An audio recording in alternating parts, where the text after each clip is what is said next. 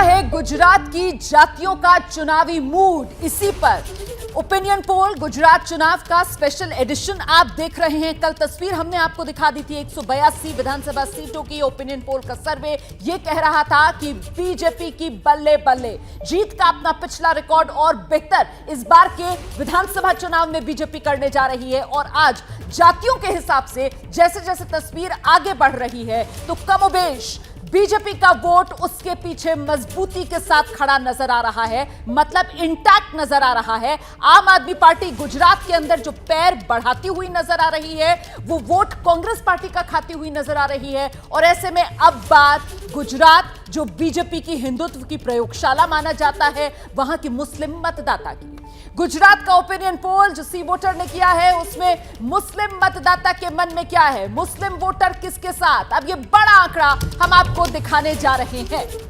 तो मुस्लिम वोटर, आबादी मुसलमानों की गुजरात में करीब 10% के आसपास है। और ऐसे में मुस्लिम वोटर किसके साथ, ये आंकड़ा जो आपके सामने आ रहा है 23% बीजेपी के पक्ष में, 45% कांग्रेस के साथ, 30% आम आदमी पार्टी, अन्य दो। तो यहां आप देख सकते हैं कि कांग्रेस के साथ जो मुस्लिम वोटर 45% का आंकड़ा है, अगर पिछले चुनाव की मैं बात करूं 2017 विधानसभा चुनाव, तो यह आंकड़ा 64% था कांग्रेस के साथ। 64% से घटकर इस बार यह आंकड़ा 45% पर आ गया है। और जो मैं पिछला 64% वाला आंकड़ा आपको बता रही हूं वो दरअसल CSDS के सर्वे के हिसाब से है, जिसमें यह आकलन सामने निकल कर आया था कि गुजरात के अंदर जो मुस्लिम वोटर है वो बड़ी तादाद में कांग्रेस के साथ, लेकिन इस बार वो वोट छिटकता हुआ नजर आ रहा है। गुजरात में मुसलमान कांग्रेस के साथ जरूर है सबसे ज्यादा तादाद में, 45% मुस्लिम वोट कांग्रेस के साथ, लेकिन बड़ी बात यह कि 30% मुस्लिम वोट जो है वो आम आदमी पार्टी को जाता हुआ दिख रहा है। यह सर्वे की बड़ी बात, बीजेपी को 23% मुसलमान वोट देते हुए नजर आ रहे हैं। तो ये बड़ी तस्वीर जो उभर रही है। सीधे रुख करते हैं, खास मेहमानों का पैनल हमारे साथ लगातार बना हुआ है। जरा समझते हैं अभय दुबे जी से कि आप किस तरीके से देख रहे हैं ये जो सामने निकल कर आ रही है तस्वीर कि मुस्लिम वोट गुजरात में इस बार बट गया है विपक्षी दलों में, आम आदमी पार्टी के पास एक बड़ा चंक जाता हुआ नजर आ रहा है। इसके पीछे वजह, देखिए, आम आदमी पार्टी की राजनीति की जो परिभाषा है उसमें मुसलमान वोट उसके अंदर शामिल है। और उसने बड़े जहां जहां वो प्रभावी हुई है वहां पर अल्पसंख्यकों के वोटों को बड़े पैमाने पर हासिल किया है। आप दिल्ली में देखिए, दिल्ली में मुसलमानों का वोट आम आदमी पार्टी को जम के मिलता है और कांग्रेस को बिल्कुल मिलना बंद हो गया। इसीलिए कांग्रेस का हाल वहां पर जो दिल्ली में जो है आपके सामने है। तो गुजरात में जिस तरीके से आम आदमी पार्टी ने मुसलमान वोटों को अपनी ओर खींचा है वो कांग्रेस के लिए बहुत ज्यादा चिंता का सबब होना चाहिए। कई मसलों पर आप देखिए, युवाओं का वोट है, स्त्रियों का वोट है, कई जगहों पर आम आदमी पार्टी बहुत बड़े पैमाने पर जो वोट कांग्रेस को जाना चाहिए था उसे अपनी ओर आकर्षित कर रही है। अगर ये प्रक्रिया जारी रही तो जब तक वोट पड़ेंगे तब तक जाके कांग्रेस को बहुत ज्यादा दिक्कत पैदा हो जाएगी आम आदमी पार्टी से वहां पर। ये तो बड़ी बात आप कह रहे हैं सर। हमारे साथ अब बीजेपी की तरफ से प्रवक्ता प्रेम शुक्ला जी जुड़ गए हैं। प्रेम शुक्ला जी, बहुत स्वागत आपका एबीपी न्यूज में। कमोबेश बीजेपी को फायदा इसी बात का कि जो सत्ता विरोधी वोट है वो यहां पर बंटता हुआ नजर आ रहा है सर, इसका फायदा सीधा मिल रहा है आपको?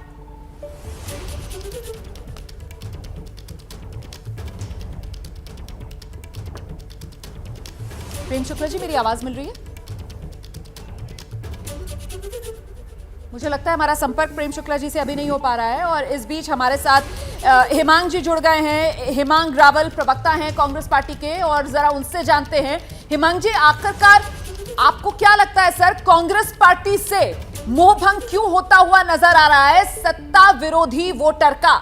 आम आदमी पार्टी के खाते में आपके पाले से निकलकर वोट जा रहा है। देखिए, पहले तो हम लोग किसी भी सर्वे का सम्मान करते हैं और सर्वे का स्वागत भी करते हैं, लेकिन मैं आपको ये बताना चाहता हूँ कि लास्ट ईयर गुजरात में जो 2017 में इलेक्शन हुआ उसमें टोटल वोटर्स थे 4,35,00,000 और 70% वोटिंग हुआ, यानी कि जो वोटिंग हुआ वो 3 करोड़ वोटिंग हुआ। मतदाताओं ने 3 करोड़ वोट डाले, जिसमें से 1,47,00,000 वोट जो है वो बीजेपी को मिले और 1,23,00,000 वोट है वो कांग्रेस को मिले। यानी कि जो फासला है वो 20 से 22 करोड़ का है, 20 से 22 लाख का है। अब ये 20 से 22 लाख का फासला है, इसमें इस बार आप एंटी इनकम्पेटेंसी जोड़ दो, इसमें आप 40 लाख गुजरात के बेरोजगार जोड़ दो, इसमें आप कोरोना की गुजरात की स्थिति को जोड़ दो, इसमें आप महंगाई को जोड़ दो, इसमें आप मंदी को जोड़ दो, तो जो चीज इस बार निकल के आने वाली है, आप सैंपल, आपका सर्वे का हम सम्मान करते हैं, लेकिन ये सैंपल सर्वे होता है। जो गुजरात में वोटर्स है, ये वोटर्स का अभी तो ये ओपिनियन पोल है, वो थोड़े से सर्वे आपने किए हैं। आपको मैं एक और बात बता दूं, बहुत अच्छी बात है कि आप पूरे सम्मान के साथ इस सर्वे को लेकर अपनी बात रख रहे हैं, लेकिन आप ये जो बार बार जोड़ दो की बात कर रहे हैं, मेरा सवाल तो ये था सर कि यहाँ कांग्रेस से सब कुछ घटा नजर आ रहा है सर। जितनी जातियां हैं जो आपके पारंपरिक वोटर रहे हैं 2017 के मुकाबले, जितना डेंट है वो सारा कांग्रेस को लग रहा है, जबकि आम आदमी पार्टी गुजरात के अंदर निशाने पर गुजरात मॉडल को ले रही है, लेकिन नुकसान उसका कांग्रेस को उठाना पड़ रहा है। ये सवाल है मेरा आपसे। नहीं, देखिए हम आंकड़ों से जा रहे हैं, हम आंकड़ों से जाएंगे। मैंने आपके दूसरे आंकड़े आम आदमी पार्टी के दिखा दूं। अभी जो स्थानिक स्वराज का इलेक्शन गुजरात में हुआ, तालुका पंचायत, जिला पंचायत का, पूरे गुजरात का इलेक्शन हुआ, उसमें आम आदमी पार्टी को 2% वोट मिले थे, यानी कि नोटा से भी कम उनको वोट मिले थे। ये बात भी सच्चाई है। सर्वे की बात जब हम करते हैं तो सर्वे की क्वेश्चनरी कैसी होती है उसके ऊपर भी लोग जवाब देते हैं। मैं आपको एक एग्जांपल देना चाहता हूं। नहीं, ठीक है सर, मैं सर्वे को लेकर आपके मन में जो सवाल है आप आगे पूछिएगा सर। सी वोटर की तरफ से अजीत जी हमारे साथ मौजूद है, लेकिन उससे पहले जरा जल्दी से रुक कर लेते हैं हम। आम आदमी पार्टी से अब आतिशी सिंह हमारे साथ मौजूद हैं, और जरा आतिशी से जानते हैं कि जिस बात का जिक्र यहां पर कांग्रेस के प्रवक्ता हेमांग कर रहे हैं, आम आदमी पार्टी गुजरात के अंदर क्या सिर्फ और सिर्फ कांग्रेस का वोट काटने का काम कर रही है?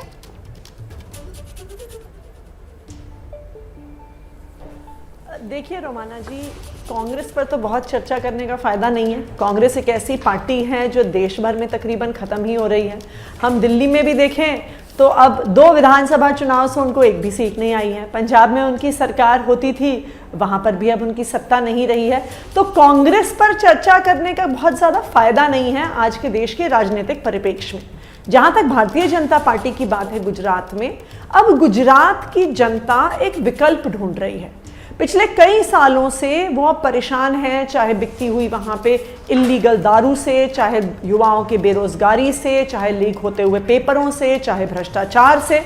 और अब गुजरात के लोग एक बदलाव चाहते हैं, और उनको अरविंद केजरीवाल में और आम आदमी पार्टी में बदलाव दिख रहा है। उनको दिख रहा है कि अरविंद केजरीवाल की सरकार आई तो अच्छे स्कूल बन सकते हैं, अच्छे अस्पताल बन सकते हैं, युवाओं को रोजगार मिल सकता है, भ्रष्टाचार खत्म हो सकता है।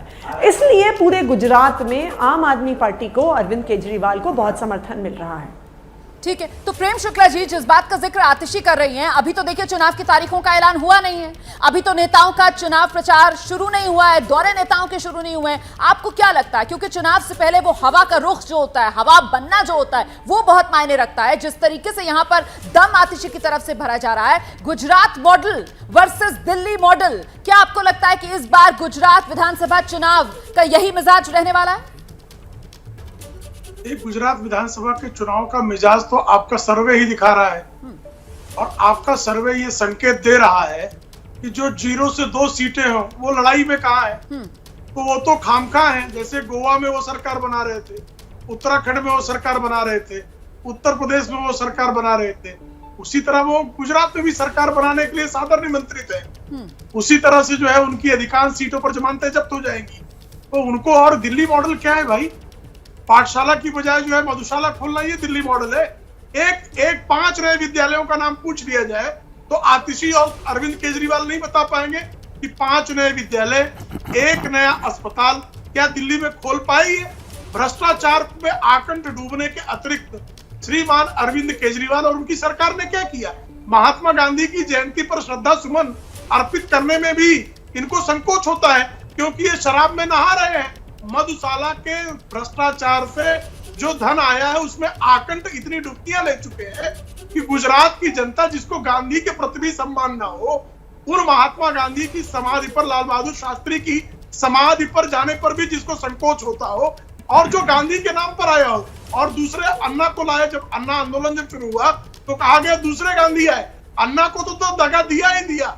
अब गांधी को भी जिस तरह से दगा देने का दुष्कर्म श्रीमान अरविंद केजरीवाल और उनकी मंडली कर रही है, क्या गुजरात ऐसे गांधी विरोधी को स्वीकार सकता है क्या? ठीक है सर, मैं जरा सा आप सी वोटर की तरफ से एडिटर अजीत शुक्ला हमारे साथ लगातार बने हुए हैं और बहुत देर से अजीत जी आप सुन रहे होंगे किस तरीके के सवाल इस ओपिनियन पोल के सर्वे और आंकड़ों को लेकर, आप इनको जवाब के तौर पर क्या कहना चाहेंगे? और बिग टेकअवेज की अगर मैं बात करूं तो दो बड़ी बातें जिसको आपको लगता है नजर बनाकर रखनी चाहिए। देखिए, सबसे बड़ी चीज़ है कि लगातार जो अगर आप 2002 के इलेक्शंस देखें, 2002 से लेके अगर अभी तक के 2017 तक के इलेक्शंस को देखें तो लगातार बीजेपी के वोट शेयर फ्लक्चुएट करते रहे हैं, लेकिन सीटों की संख्या घटी है। लेकिन इस बार का जो सबसे बड़ा जो फीचर है वो ये है कि वोट शेयर तो फ्लक्चुएट हो रहे हैं भारतीय जनता पार्टी के, लेकिन उनके सीट शेयर बढ़ रहे हैं। तो और दूसरा है कि एक इंटर होना आम आदमी पार्टी का, आम आदमी पार्टी कितना वोट लेती है ये देखना पड़ेगा। अभी तो फिलहाल हम लोगों को लगभग 17% के आसपास दिख रही है, लेकिन इसके अलावा अब ये देखना पड़ेगा कि यहाँ से नीचे जाएगी या और पिक करेगी। अभी जो 17% के आसपास दिख रही है अजीत जी, तो ये लड़ाई जो है कमोबेश आर पार रहेगी या फिर आम आदमी पार्टी इसको त्रिकोणीय बना देगी? देखिए, क्या हम लोग मूड और मिजाज क्या है? ये अभी कहना प्री मैच्योर होगा कि ये त्रिकोणीय बना देगी। लेकिन अभी थोड़ा और हम लोग जो ट्रैकर्स कर रहे हैं, अगले 2-3 हफ्ते भर रुक जाएं हम लोग, 1 हफ्ते 2 हफ्ते, तो हम लोग को पता चल जाएगा ये कि और ट्रैकर्स में क्या आ रहा है, आगे बढ़ रही है या ये पिक इसका हो गया है। ये देखना बहुत ज़्यादा उचित होगा।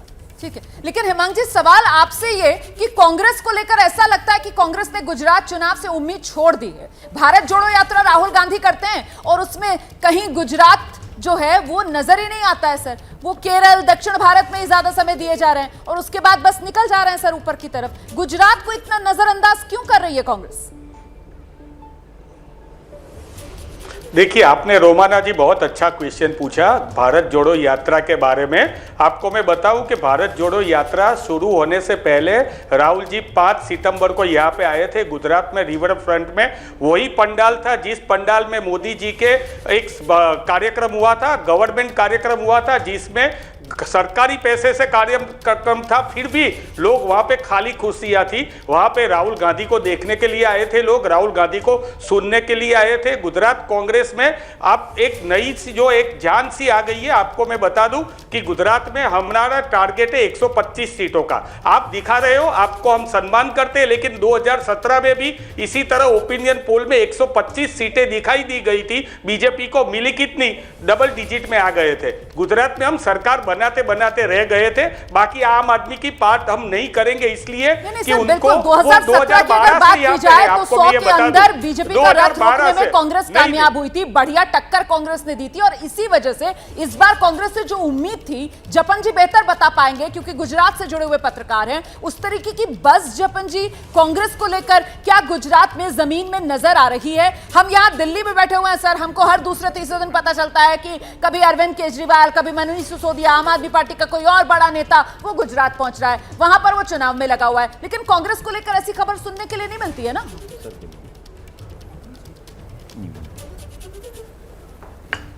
उसका टैली बता दूं, बीजेपी को 1.25 करोड़ वोट मिले थे, कांग्रेस को 80 लाख वोट मिले थे और आम आदमी पार्टी को 11 लाख से 12 लाख के बीच में वोट मिले थे। ये 1-1.5 साल पहले की बात है। तो कांग्रेस अभी भी यहाँ पे है, जमीन पर उसके मूल्य है। ठीक है। लेकिन आम आदमी पार्टी अपनी पैठ बना रहा है, चैलेंज कर रहा है कांग्रेस को एज एन ऑपोजिशन, ये भी दिख रहा है। तो और ऐसे में हम नहीं देख रहे हैं कि कांग्रेस की सेंट्रल लीडरशिप इतनी तेजी से कांग्रेस की समर्थन में यहाँ पे आ रही है, जबकि कांग्रेस की सिचुएशन है। राहुल गांधी जी का आपने बात किया 2017 के सितंबर अगस्त और ये आज के सितंबर अगस्त दोनों में राहुल गांधी की गुजरात में जो सक्रियता है उसका अगर आप लेखा जोखा उसका मैचिंग कर ले तो आपको नजर में आएगा कि सेंट्रल लीडरशिप, जैसे अभी बात थी कि नवरात्रि में प्रियंका गांधी आएंगे, अभी नवरात्रि के 1-2 दिन बाकी है तो हम उम्मीद करते हैं कि वो आएंगे, लेकिन वो भी अभी तक नहीं सुनाई दे रहा है कि वो जो अनाउंस किया था वो आने वाले हैं। राहुल गांधी की 1-2 रिलीज भी जो साउथ के ट्राइबल बेल्ट में ऑर्गेनाइज की थी वो भी कैंसिल करनी पड़ी थी।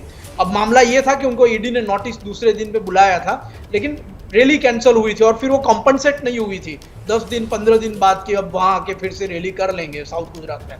तो ये हम चीजें देख रहे हैं। इसके साथ साथ ही कुछ स्पीड ब्रेकर्स हमने कांग्रेस में देखे हैं, जैसे अभी राजस्थान में जो चल रहा है कांग्रेस के यूनिट में, तो अशोक गहलोत और राजस्थान के एमएलए रघु शर्मा यहाँ के इंचार्ज है, यहाँ के प्रभारी है, और वो अभी और चीजों में उलझे हैं। उनका सेंट्रल लीडरशिप के साथ क्या अभी सेतु है, वो उसके बारे में भी यहाँ पे कैडर में क्वेश्चन है। इसके सिवा अगर आप पास्ट में चले जाए तो प्रभारी की 1 साल तक नियुक्ति नहीं हुई थी। रघु शर्मा की नियुक्ति जो हुई थी राजीव सातव के काफी दिनों बाद हुई थी। मैं अगर गलत हूं तो हेमंत भी करेक्ट कर ले, 1 साल नियुक्त, लेकिन एक बड़ा उसमें एक पीरियड था। इसके सिवा जब लोकल इलेक्शन के बाद यहाँ पे अमित चावड़ा ने ना, प्रेम शुक्ला जी, फिर ये जितनी कमियां यहाँ पर कांग्रेस पार्टी की अभी जपन जी ने दिखाई है दर्शकों को, कुल मिलाकर ये राहत की खबर आप लोगों के लिए, क्योंकि कहीं ना कहीं 2017 में तो हमने देखा है कैसे दम फुला दिया था बीजेपी का, 100 के भीतर कांग्रेस पार्टी रोकने में कामयाब हो गई थी बीजेपी के विजय रथ को अपने घर बीजेपी के गुजरात में।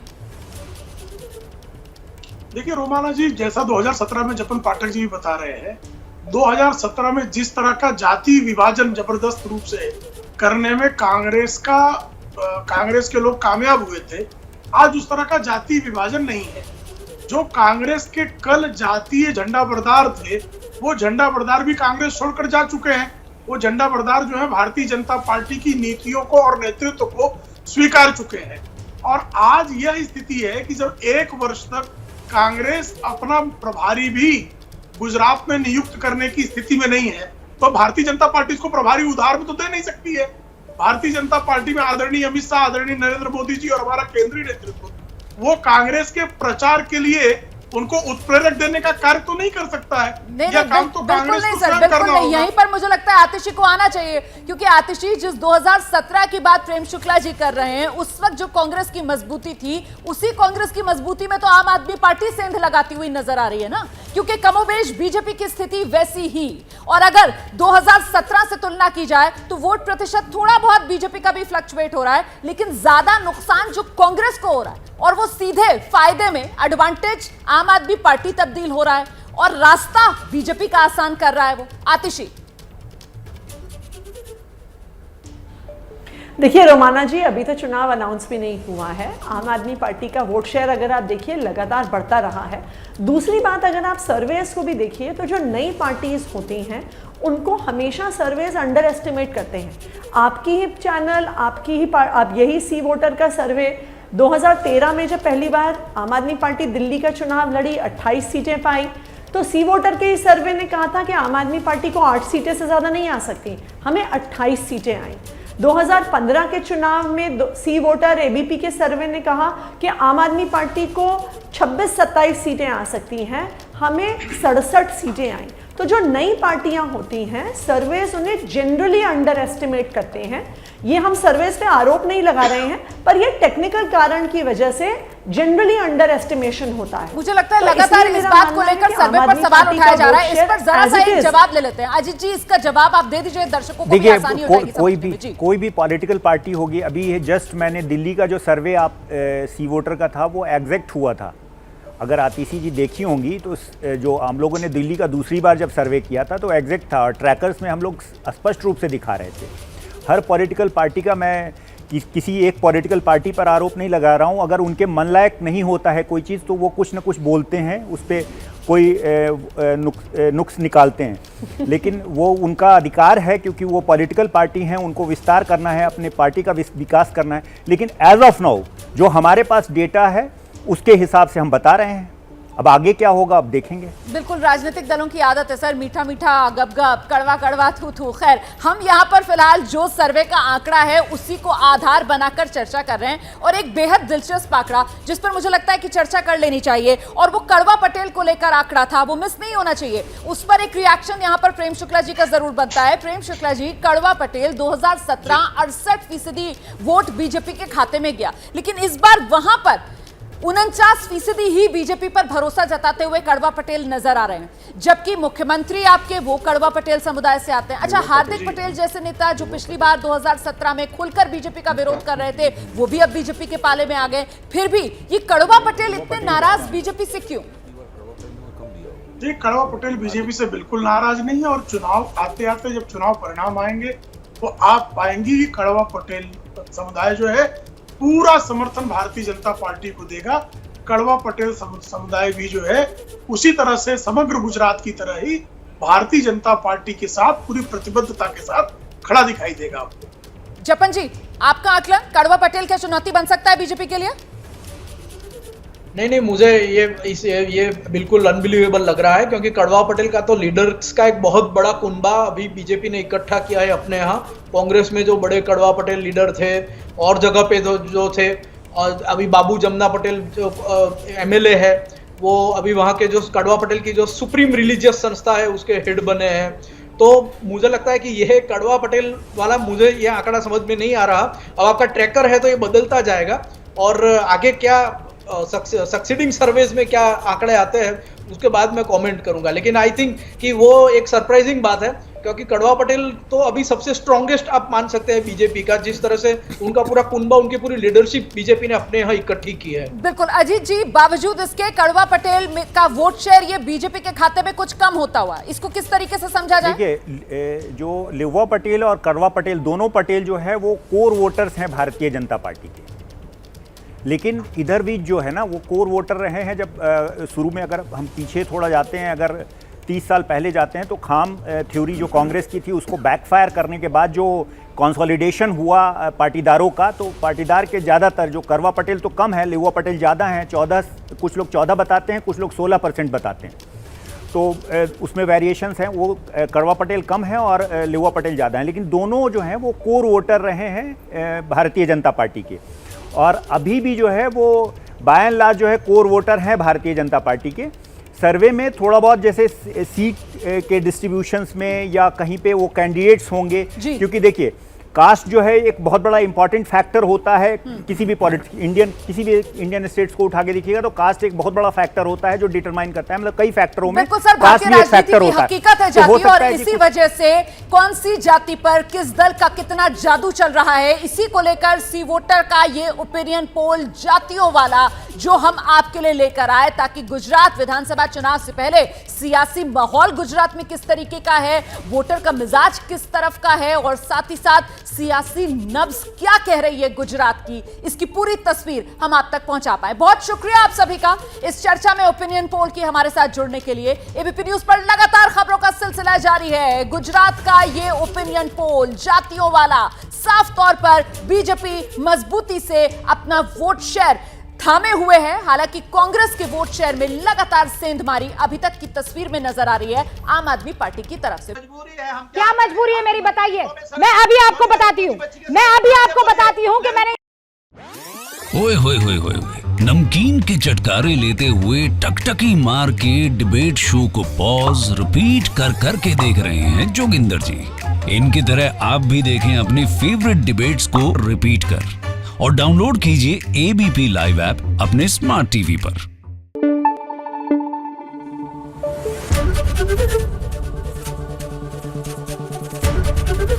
एबीपी न्यूज आपको रखे आगे।